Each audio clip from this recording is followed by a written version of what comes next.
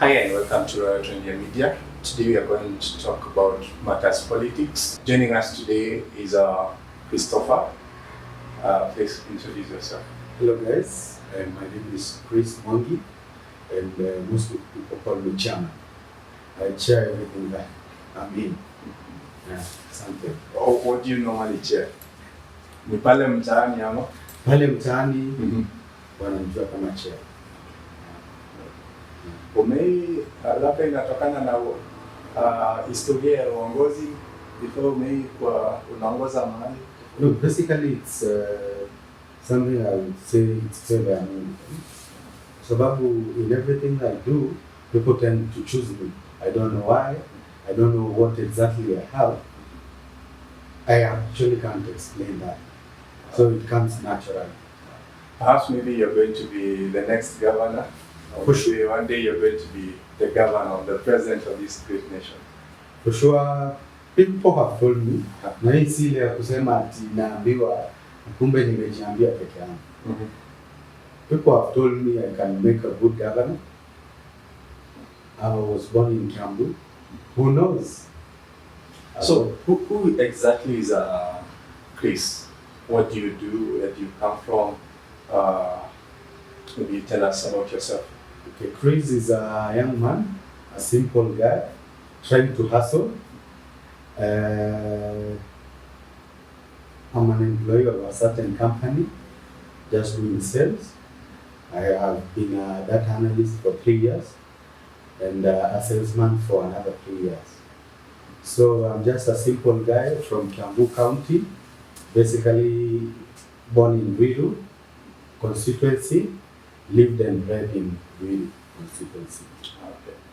Okay. When did you develop interest in politics? I think since I was a small boy, I enjoyed watching the politicians and seeing what they are doing was fun to me.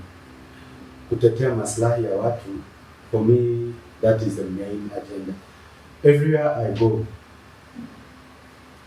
I am made to kutetea maslahi ya watu. I think kutetea maslahi ya watu is part of leadership. I never knew back then, but now I know kutetea watu, you automatically maybe become a leader. Sure. Talking about leadership, which leader, maybe Kenyan, within Kenya and outside, has inspired you?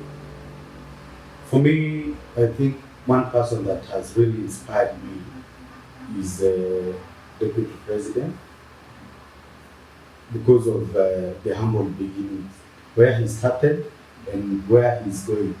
The vision with that guy for me inspires me a lot. Outside Kenya, one person that inspires me is President Kagame.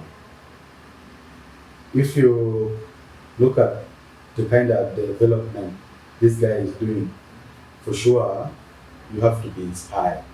If you are not inspired by President Kagame, I don't know who inspired you.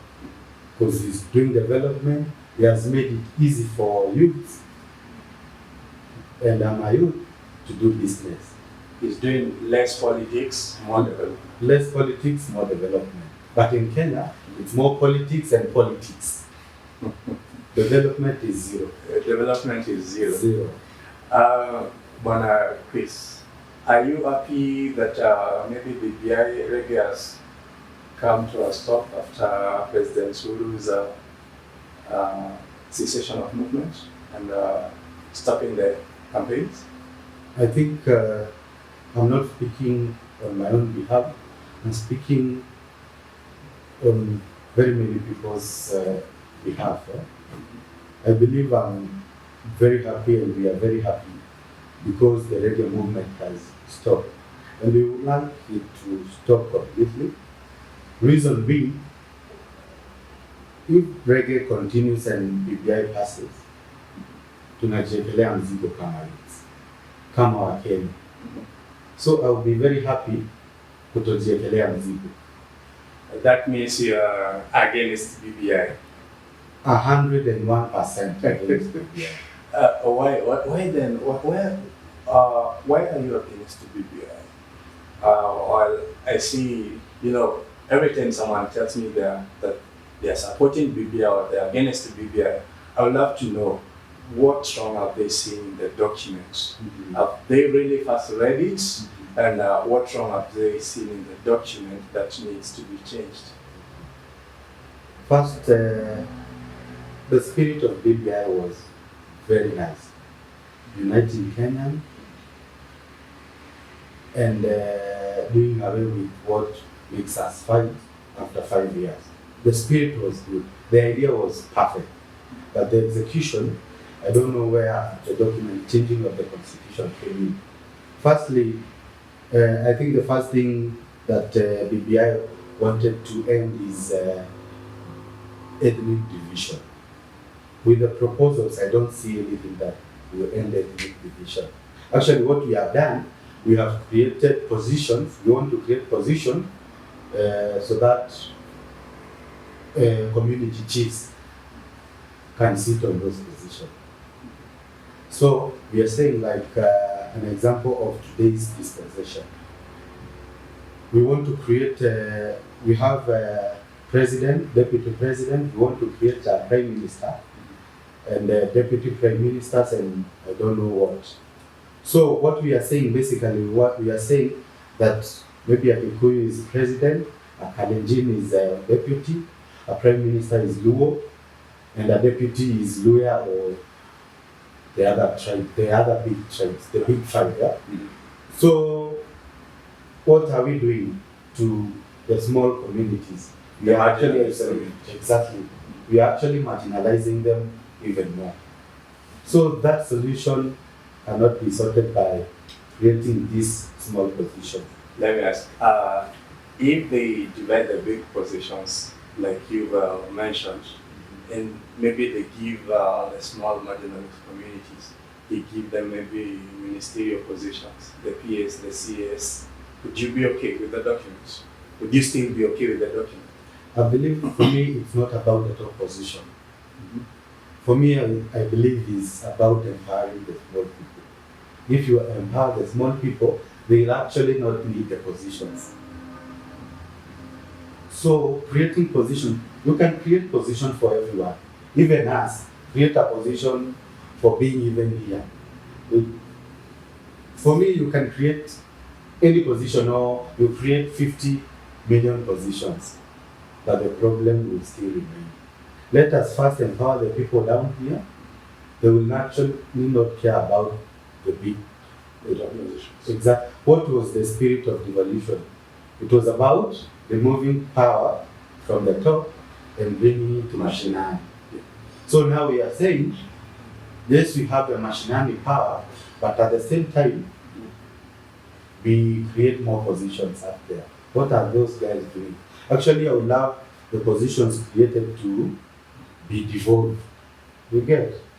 Instead of being national, let them be county. Yeah. So, do you think the current constitution is better than what is being proposed, the BBI? I believe the constitution is actually perfect. The 2010 constitution is very perfect. Because let's go with the numbers. They are saying that we are actually what they are saying BBI is for Mount Kenya. How is it for Mount Kenya? An example with Kiambu. Kiambu will receive 18 billion. I think from 9 billion or 8 billion. From 9 billion to 18 billion. Yeah? Turkana will move from 10 billion to around 19-20 billion. So still the problem that was there, the one man, one vote that they are pretending to be sorting, it's actually amplified with this BBI. We have not sorted the problem of one man, one vote. For me, I believe how we should tunafaa kugawa, how we are supposed to allocate it based on the numbers. How many people are in a certain county? Yes, we have to look at the people marginalized, but we have a fund that we call an equalization fund. we are not easily cleared.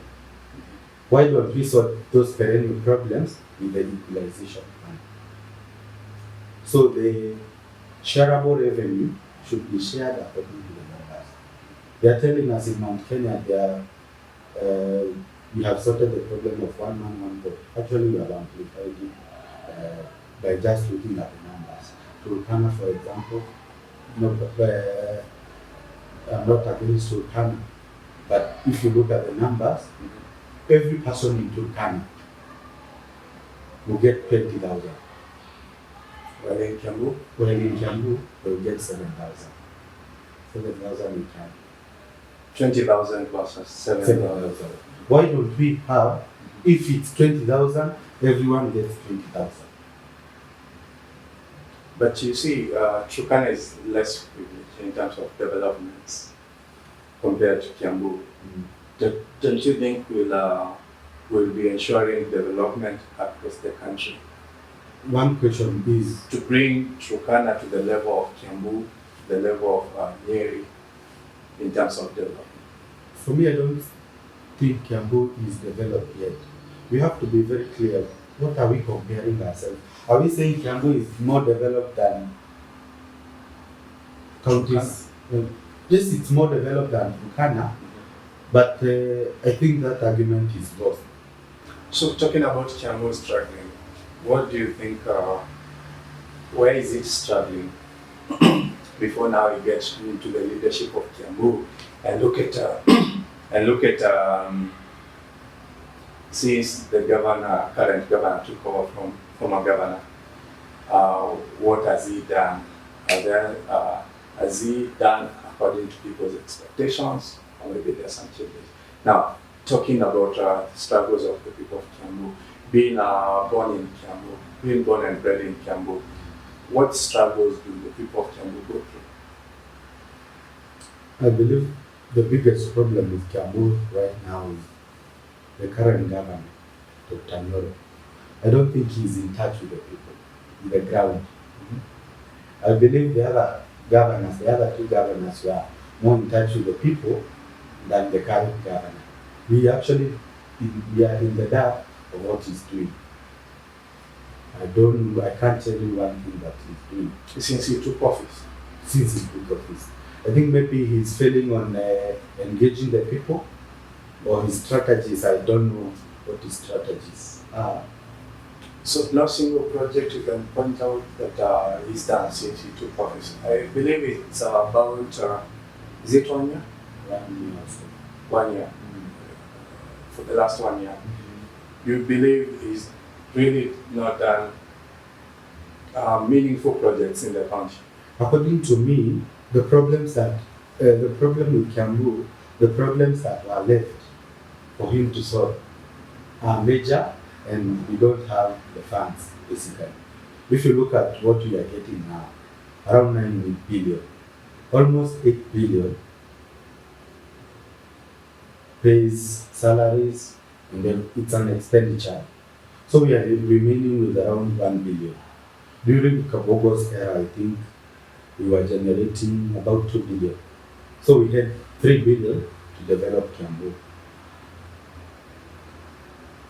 The projects that had been started during the first regime, I believe they are the ones now being completed.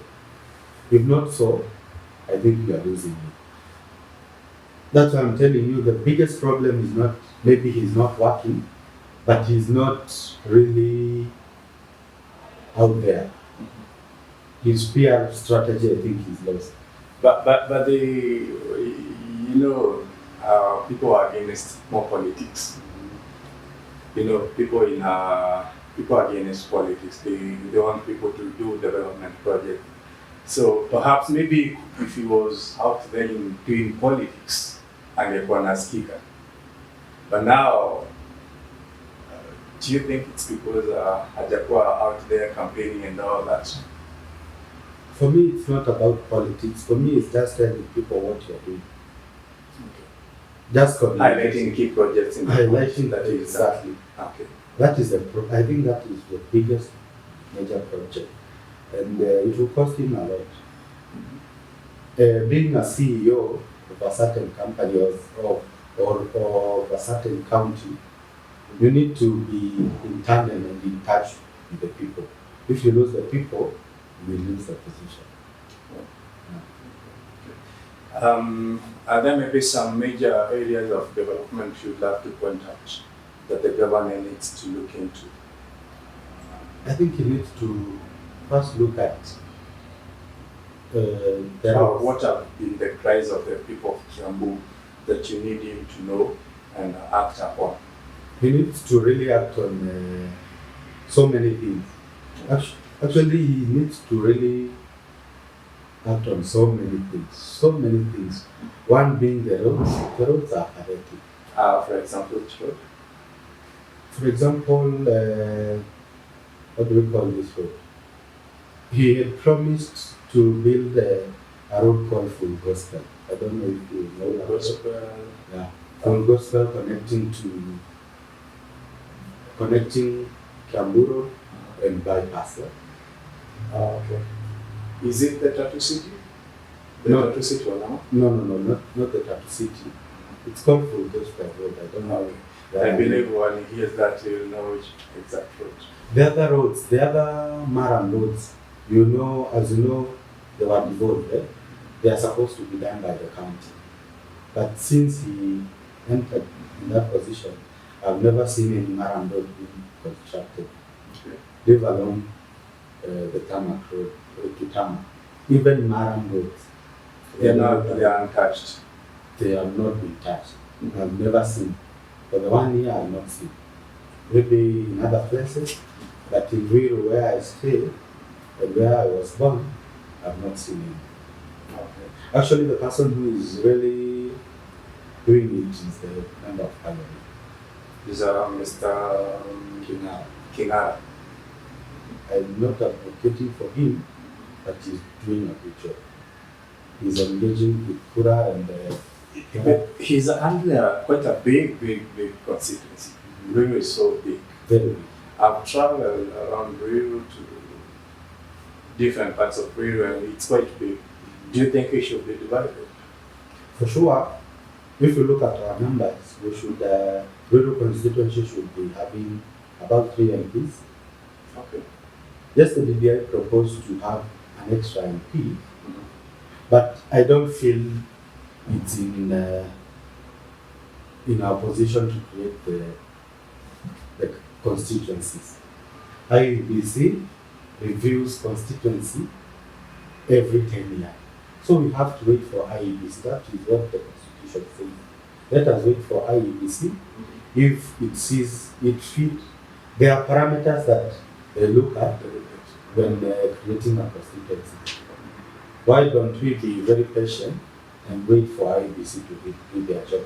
But I know maybe they divided Juja constituency, the former Juja constituency, into 3. We have Pika, Juja, and Ruiru. Alright. If you remember. Oh yeah, because at that time the MP was Kabogo, Yes. a long-serving member of parliament for Juja. And I remember he used to give me, I used to sponsor through bursaries.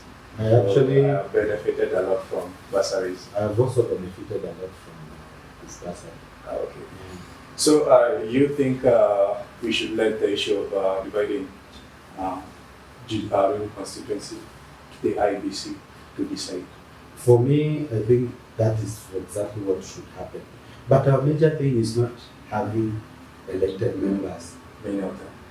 As we just want money.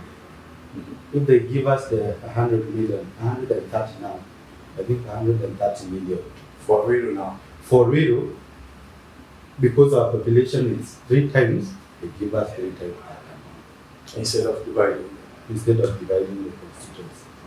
It will be more, will be better, and we will be saving around 55 million. That is an amount that an MP uses in a year. Leave alone his salary. We'll also save on salary. We will also save. Okay. The other thing is, let's go back now to Kiambu County. You said one of the things the current governor needs to look into the issue of infrastructure. the roads. Any other? The other thing is about empowering small people with, we don't need the kind of certifications you need in order to do business. We need to reduce all these things. When starting a business, I believe in Kiambu and maybe all over Kenya, you need to be having, I don't know, more than 10, not 10,000, 10 certificates with different amounts. Maybe example, if you want to be a distributor of a certain product, you need distribution license from the city council, that is county here. You need like 10 basically documents. 10 documents for you to. How long do they take?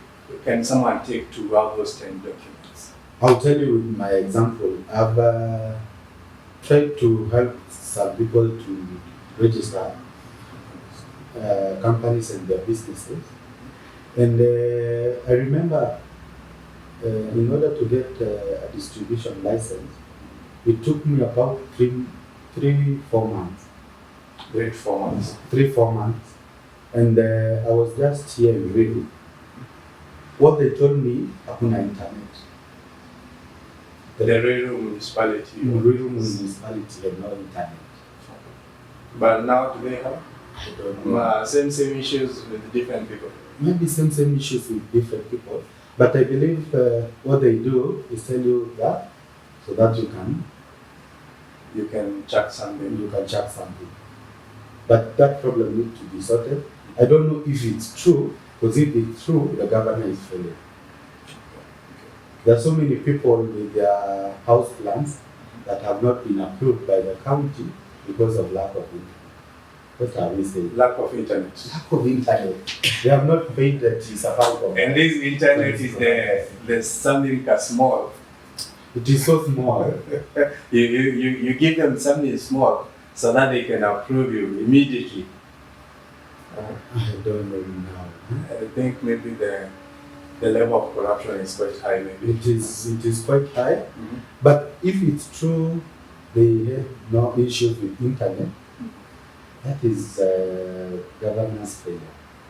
How can you not approve house plans? And maybe if a building is constructed, you get 100 or so employees. So the governor should address those small issues. Why did we love? I used to love Magufuli. One strategy that Magufuli employed is going down to the people, understanding the problems of the people. But where we are in Kenya is if you work in a government institution, the only thing you seek and you fight for is just making the CEO or the big man there happy. Hakuna chai, hakuna gazeti, ameona hakuna shida, but down here the problems are many. Very many. Okay. So we need to any other maybe what we call interior sales. Interior Matiang'i was known because of going down to the people and being tough. Being tough, exactly. Being tough and going down to the people. Governor, wake up and be tough and go down to the people. Know what the people want. Let's talk about the lockdown. I hear so many people are complaining about President Uhuru locking the 5 areas. I believe there are 5 counties, locking them down. And I know you've been on the ground. Do you think it was the wisest idea, locking the 5 counties? And what implication do you think it will have in our economy? I think the president needs to know, and people have said and have talked, what he did on Friday, we can term it as a presidential confusion. It's a presidential confusion. Why? what he did had to be explained by so many people, kept I think the government spokesman, because it was just merely confusion. The other thing he did, the people advising him, our CSS, our PSS, they have sought to advise the president at all times. So I think the biggest problem is they don't understand what the people down the ground are experiencing. They don't understand when they come up with a policy, what is the ripple effect. If you go down the ground, people are really hurt. I personally felt very hurt because I felt the plight of the hoteliers, the matatu guys. What have you done to them? Those guys on Thursday thought they have a job for something they can feed their families without any struggle. On Friday, what did we do? We killed their hopes. We have killed their hopes. But these arguments lies of our economy. Economy may come for maybe for like 2-3 months, but then we save thousands of lives, millions of lives. What's your take on that? Because I believe the reason as why the president locked down is to save the hundreds of lives we are losing on a weekly basis. What's your take on that? Because there is saving lives of our economy. We need to be very critical and we need to analyze the numbers. What kills people? According to standard, I think yesterday I read that COVID is the least. If you look at the other problems, the biggest thing that kills the people is actually diarrhea. I think diarrhea is related complications or something like that. Yeah? For us to solve that problem, we need just good sanitation, clean water. But the president is not keen on maybe those things. He's keen on COVID. But remember, people have defied this. You walking around Rio, you'll find most of the people, they don't put on their mask, they don't sanitize. Then that's like the only solution that was there. I think we need to be very honest. When COVID came in Kenya, people are very serious. That is 2020. The year 2020, people are sanitizing, Yes. they are observing all the COVID guidelines. Exactly. But what happened is when the president and the other guys started the reggae, people thought if the president can hold such a public gathering, if he has said that the containment, one of the things is a barrier should have maybe a certain number of people, but the president himself and the other guys are going to barriers with like 5,000 people. Just the other day we buried one of our best MP, Wakapi. How many people were there? And the containment measures were already in place. Those gatherings were supposed to have 100 people. The president was present with around 3,000 people. So people saw reggae and sang reggae and forgot to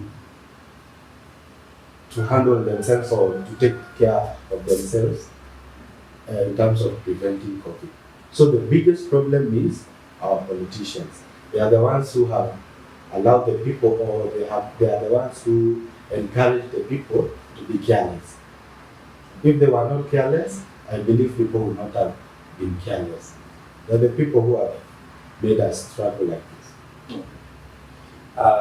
So you think the idea of locking down the counties wasn't our idea? I don't think And it was. you don't believe that it will help reduce the spread of COVID? No. I don't know if you've seen Pastor Trelly, what he's saying. It's very. Yeah, I've seen that clip going around on social media. his strategy is very nice. Yes, we are closing down these counties, but what are we doing? Are we saying the people inside these counties should spread corona, should spread amongst themselves? They should be the only ones to die. Why don't we amplify the vaccination gospel? You get? Why don't we amplify? Why don't we vaccinate most people, maybe 80% of the people, in these 5 counties? So the strategy of just locking is just locking. So what else? What else do you have in mind? What is the other strategy to help the people that are in to be safer? So that when doing away with the lockdown, the people already have been vaccinated and will not spread. We are just postponing the problem. So as we wind up, I would like you to face the camera and maybe tell Mr. President something. Thank you for this opportunity. I would love to first tell the President thank you because of what you've been doing. You wanted us to be safe as Kenyans. But the thing is, you have lost a sense of direction. You don't understand the plight of the people. The problem we have is that the people advising you don't understand really the people on the ground. So you need to first come out to a state house and go to the people, understand the people's problem. Because if you wait to be told and to be advised by these guys, they will mislead you. Thank you. Thank you. Thank you so much for watching. Just a kind reminder that you remember to subscribe to our YouTube channel and turn on the notification bell so that every time we upload a new video, you can get notified. Thank you so much.